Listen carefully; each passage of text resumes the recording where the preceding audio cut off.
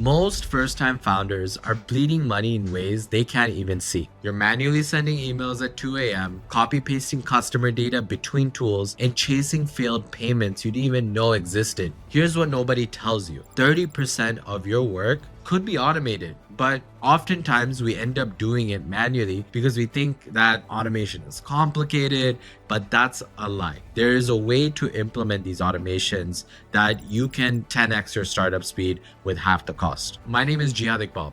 I've been a fractional CTO and CPO at over a dozen SaaS companies. I've watched founders burn through runway doing work that's honestly a robot should be handling. So today I'm going to show you the 3 most important automations that must be in place before you try scaling anything else. Before you hire your first support person, before you bring on your sales team, and before you even think about scaling, you need to get these 3 automations locked in. Get these wrong and you'll burn cash trying to manually manage what should really run itself. Get them right and you can scale with a team half the size of your competitors. We're covering customer onboarding, email marketing, and billing automation. These aren't optional. These are actually quite foundational. And by the end of the video, you'll know exactly how to implement each one, even if you've never set up an automation before. This is part 1 of a 3-part series. Let's start with the automation that actually determines whether your customers will stay or leave in the first 72 hours. Automation 1, customer onboarding. The problem. Here's a stat that should terrify you. The average onboarding completion sits at about 62%. That means about 6 out of 10 people who sign up for your product and others never make it through setup. They're not churning because your product sucks. They're churning because they never even understood how to use it. And so here's the worst part. You won't even know they're struggling because they're already gone. Research from User Pilot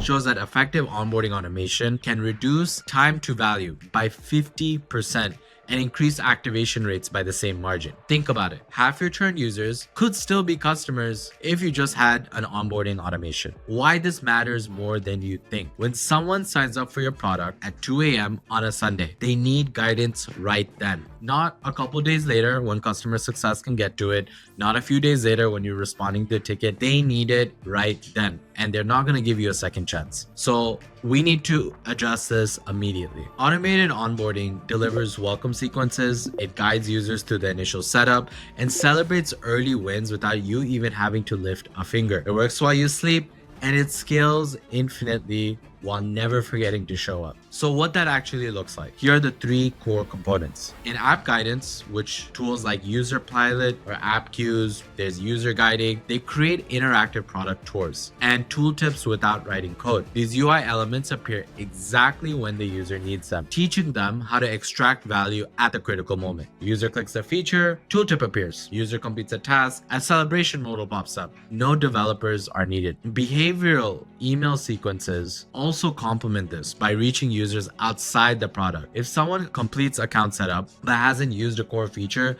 within a couple days, an automated email provides targeted education. If they haven't logged in a week, you'll send them a re-engagement email with quick wins. The system can watch user behavior and trigger auto responses automatically. Another way, progress tracking. Progress tracking gamifies the journey. Automated checklists show users completing status, 3 out of 5 steps done, something like that. System triggered congratulations, acknowledging achievements like completing their first project or inviting team members. These psychological triggers will boost engagement. So what's your implementation path? Start simple. Map your ideal customer journey from sign up to value realization. What are the 5 to 7 critical actions users must complete? Where do they get stuck? So in month 1, begin with the basic emails using MailChimp or Kit's free tiers. Set up 3 to 5 sequence triggered by sign up, where you could do an email 1, which says welcome and a quick start guide. Email 2 could be here's how to complete your first action. Email 3 could celebrate a win, and email 4 to 5 can introduce more advanced features. Once you get into month 2, add in-app messaging through platforms like Intercom or User Pilot. Start with tooltips on your 3 most important features. Add a checklist with widget that shows onboarding progress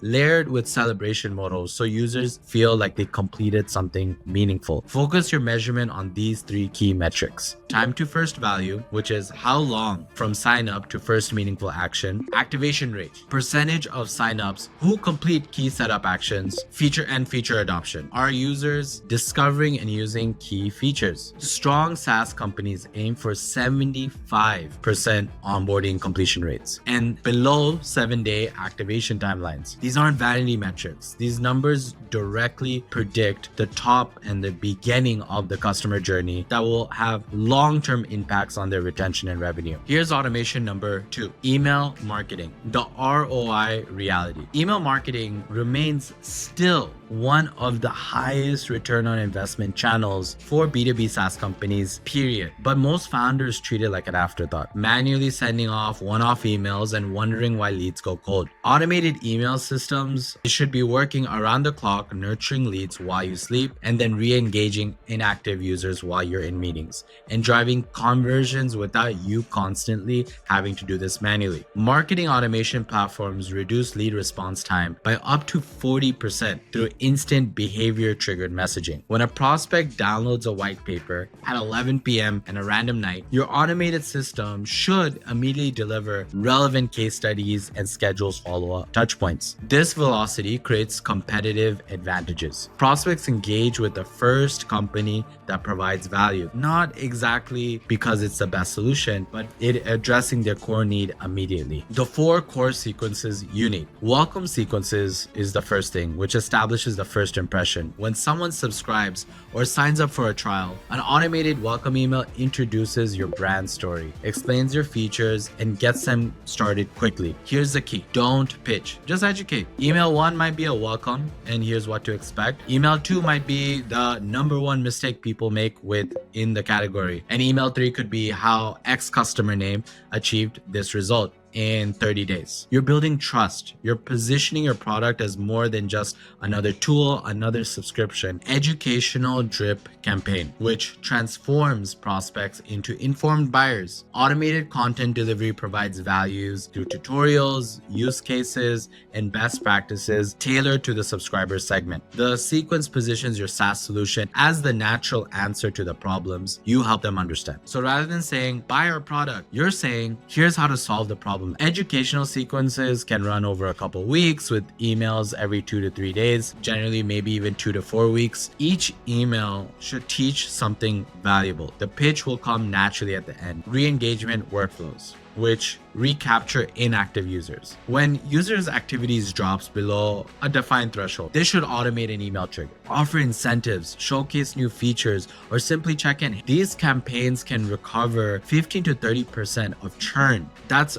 money you have earned already by working hard by acquiring them that is about to walk out the door. Upgrade and upsell sequences. Upgrade and upsell sequences drive revenue expansion. These are automated systems that manage or monitor usage patterns and trigger targeted emails. This proactive approach, as you can see, converts these free users to paid customers without aggressive sales tactics. As a founder, prioritize platforms offering strong automation capabilities at affordable price points. Tools like Instantly or Smart Lead or Email Bison provide robust automation on free tier, supporting bunches of subscribers, which is perfect for the validation stage. There's also ConvertKit, now known as Kit, which specializes in creator-focused automation. Active Campaign, which delivers enterprise-grade segmentation and conditional logic at mid-market pricing. The real differentiator is segmentation sophistication. Basic automation sends the same sequence to everyone. Effective automation adapts to each user. Tools like HubSpot, Active Campaign,